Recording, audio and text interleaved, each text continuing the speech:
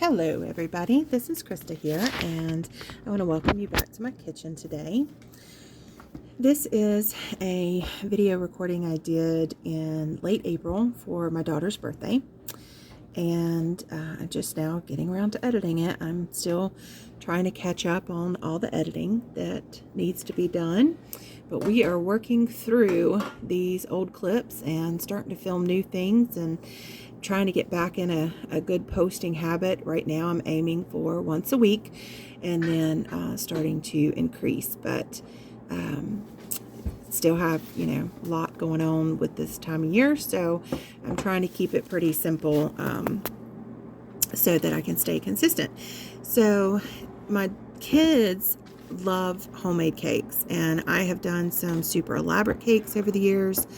I've had my catering friend Beth help me with this ginormous multi-tiered bubble guppy under the sea castle. I've done the Barbie doll ball gown cakes and all kinds of things. But as my kids get older, they're starting to lean more towards flavors versus the decoration. So back in April, we had a very busy month, and my daughter requested a tropical cake. She had this whole idea of, tropical fruity flavors. Had to be pink, and wanted mango, pineapple, coconut. So I did a little research, and what I kept coming up with were the pineapple poke cakes, tropical poke cake, but she wanted a layer cake. So I kind of took that idea of the poke cake and adapted it because it uses the vanilla pudding. And so to save myself some time, I did get the boxed coconut cake mix, which this is Duncan Hines, Dolly Parton's favorite or something like that. But it's the coconut boxed cake mix.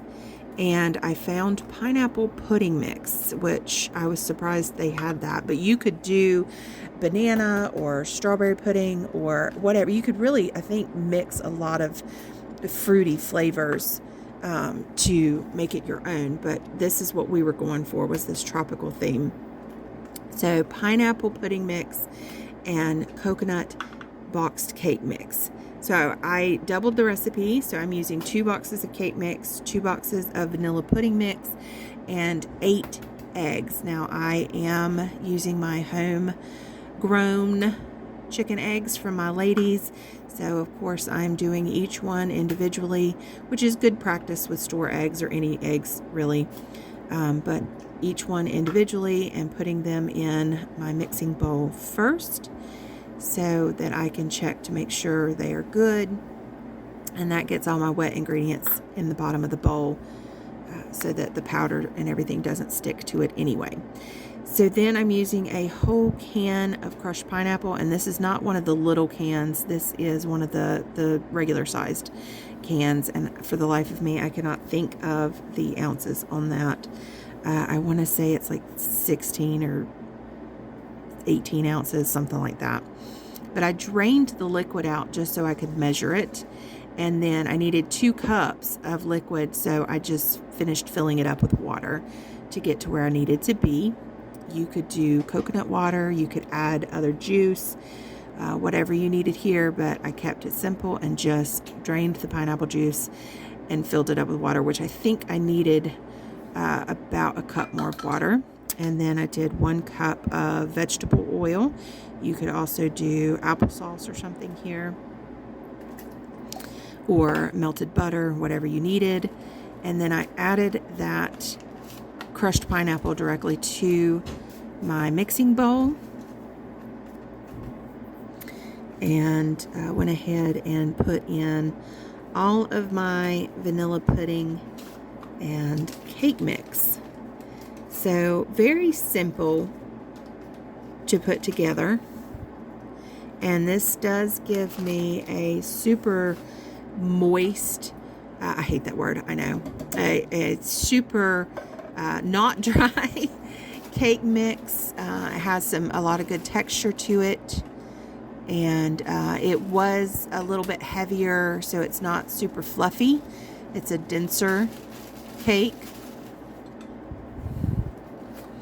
And you can follow the box instructions on how long to cook it, but it's about 350 for, I want to say it was 55 minutes, but it may be 45 minutes, 45 to 55 minutes. I know it took a little bit longer than it called for on the box. I want to say it was like 10 to 15 minutes longer than it called for, but that could be from how high I filled my pans. You could do thinner layers, and honestly, this made enough that if I'd had 4 pans, I could have done 4 layers and done them a little bit thinner and gotten a little bit better height and fluffiness to the cake instead of the 2 thick, denser layers.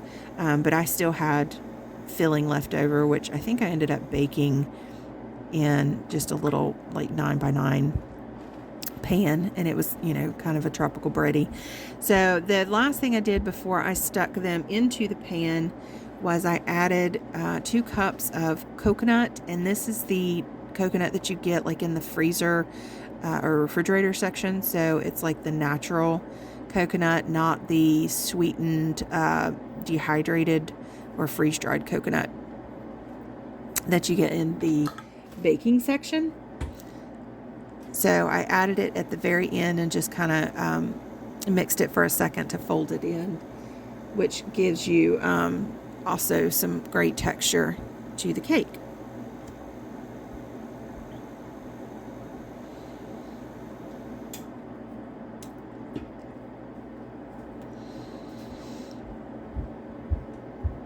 So another thing that she had requested a mango filling, but what I ended up finding is mango ice cream. And so I decided not to do a filling and just do the icing in the filling and serve it with the mango ice cream, which was really good. That worked out well too. And since I did not want a heavy icing because it was such a summer, vibrant, fruity, tropical taste and texture, I decided to do a Cool Whip topping. Now you could get like the Dream Whip boxes, which I have used in my cherry yum yums. You could make homemade Cool Whip or homemade whipped cream, whatever you want. Again, to save myself time, because I'm a busy mom, and while I'd like to do everything from scratch, that's not always possible. I just got Cool Whip. So that is what we are going to work with on this day. Now with my autoimmune issues that I'm starting to deal with, probably have to figure everything out by scratch at this point, which would mean like making a regular coconut cake recipe and then figuring out the whole pineapple pudding, doing it from scratch.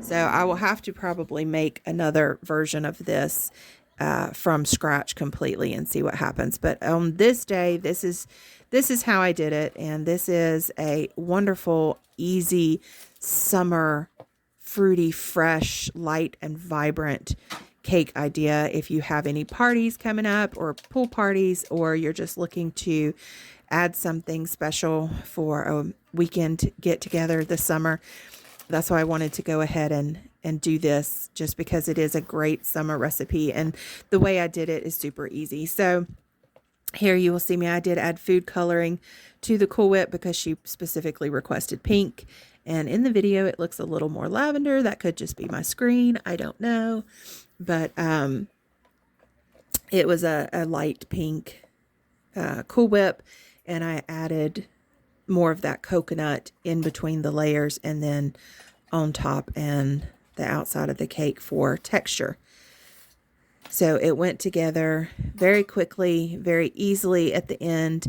Make sure your layers are completely cooled. They had cooled for several hours. And then just to make it pretty, because I was working with Cool Whip and I was not going to really pipe or do anything with a Cool Whip. You can, but on this day, I was not going to. I just smoothed it and decided to decorate using the coconut and the Maraschino Cherries, which actually works really well and it makes it beautiful.